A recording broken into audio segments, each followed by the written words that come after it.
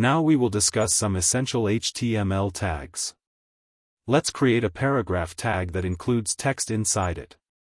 To create a paragraph, we can start by typing less than icon, then p, then greater than icon. As you can see, Visual Studio has automatically closed the tag.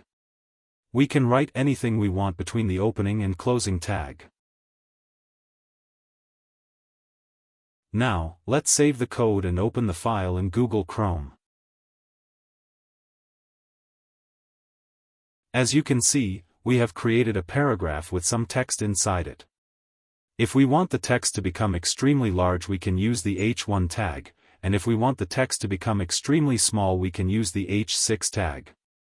The text tags varies from H1 to H6. H1 is the largest, and H6 is the smallest, and the P tag is just for a normal paragraph.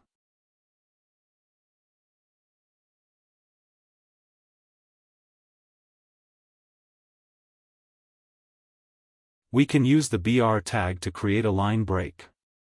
The BR tag doesn't have a closing tag.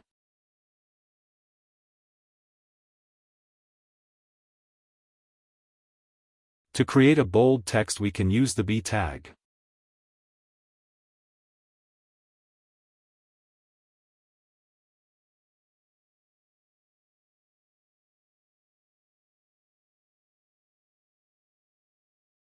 Now let's place an image.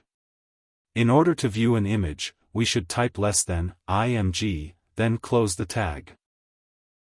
The image element doesn't have a closing tag.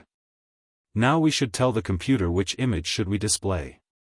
To do this, we can leave a space after the img and type src equal, then type double quotations, and navigate to the image destination by typing /images, and then type the name of the image. Now let's create the images folder and paste the image with the same name that we have provided.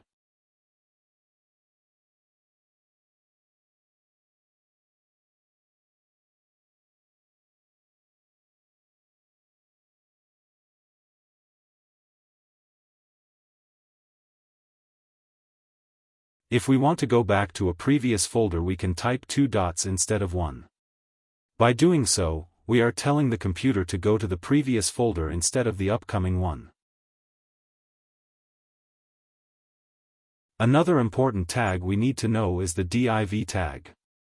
In order to keep things organized, we should wrap every part in a div container.